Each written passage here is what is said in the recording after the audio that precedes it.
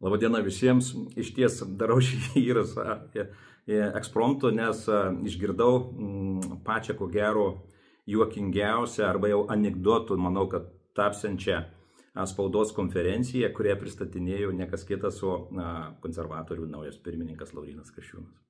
Ir dar su tokiu skambiu pavadinimu, kas galbūt mane labiausiai ir sujuokino, tai jis pristatinėjo Vytauto didžiojo fortifikacijos Lietuvoje paruošimo arba įrengimo planą. Įsivaizduojat, opozicinė viena iš frakcijų dabar kurs pas mus gynybinę liniją ir dar su tokiu pavadinimu. Aš iš karto sutapatinau su Vytautu Landsbergiu, kurį visai neseniai pristatė kaip valstybės valdovu, ar ne? Pirmasis nepriklausomos Lietuvos valdovas. Tai sakau, galbūt sąsaja su tuo. O labiausiai, kas sujuokino, kad žmogus, kuris netarnavęs nei vienos dienos Lietuvos kariuomenėje, o pabuvęs krašto apsaugos ministru tiek prisivadovavo per 6 mėnesius, kad kai valstybės kontrolėje patikrino jo veiklą, tai ta analizė arba tuos išvados kažkurias dalis, tai netgi visą galima sakyti analizę, kurią padarė kontrolė, įslaptino ir neleidžia mums susipažinti, nes jeigu visi pamatytume žmonės ar ne, tai taip nusiviltume, ne tik tai valdžia, bet ir visa ta valstybės gynybos strategija, kurią mes jau 3 metus apie kurią kalbam ir ruošiamės ir iš tikrųjų yra nemažai gerų darbų padarytų, kad, sakau, kad pasidarė taip juokinga, paklausiau, ką jie siūlo, ką bando įtikinti žmonėms, kad sakau, manau, kad tai bus gegužės mėnesio juokingiausia spaudos konferencija apie rimtą temą. Kodėl taip daro? Manau, kad labai aiškus sprendimas, kad kai pamatė, kad jau šį antradienį Seime atsiras vis dėlto iniciatyva, kad tą valstybės valdovą nukarūnuos, kalbu apie Vytautą Landsbergį, kad vis dėlto vėl atsirado nauja iniciatyva, dėl kurios aš esu kreipęsis į Konstitucinį teismą, kad Vytauto Landsbergio pripažinimas valstybės vadovu buvo neteisėtas. Tai kai konservatoriai pamatė šią grėsmę, turbūt susigrėbė, ką čia reikia visuomeniai naujo pasakyti ir padaryti.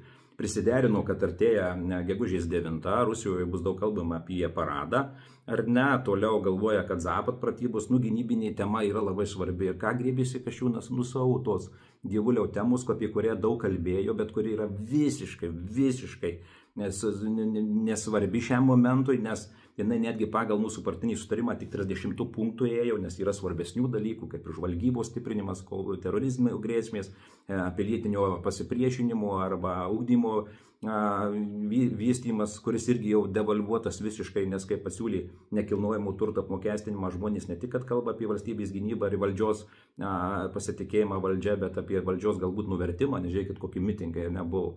Esmė taip, kad viskas suvelta, kad iš ties tokie pasiūlymai ir dar su tokia pompastika, kai opozicinė frakcija kalba apie kažkokį vos ne, kad čia mūsų jau vyriausybė dėlioja tam tikrus sakinius tokiom rimtom tezėm, kad sakau, nesijuok negali. Juolab, kad ir pavadinimas.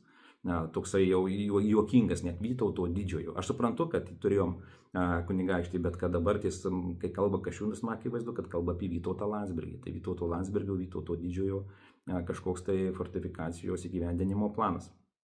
Negerai taip daro konservatoriai, ne laiku, ne vietoje ir tema visiškai ne ta, nes esmė ta, kai žmonės tą pamato, jau ne apie tą gynybą ir taip jau pyksta po tokių nekilnojamų turtų apmokestinimo siūlymų, tai da plus šita situacija.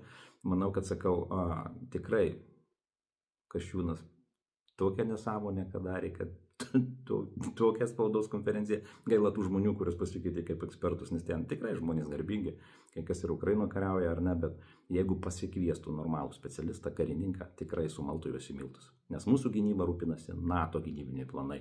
Ten kariniai dimensijai viskas ramu, ten dėliojasi, viskas aišku ir labai visus ramina, sako, tikrai su Rusijos ir NATO karo tikrai nebus, nes visi supranta, jeigu jisai prasidėtų, tai būtų pasaulio pabaiga, o visi kiti politiniam lauke, kur dabar pašnekovai ir tie politikai, kurie, sakau, šneka bileką, tai kai tos puodynės, kad kuo tuštesnį puodynį, tuo skamba garsiau, taip ir šiuo atveju.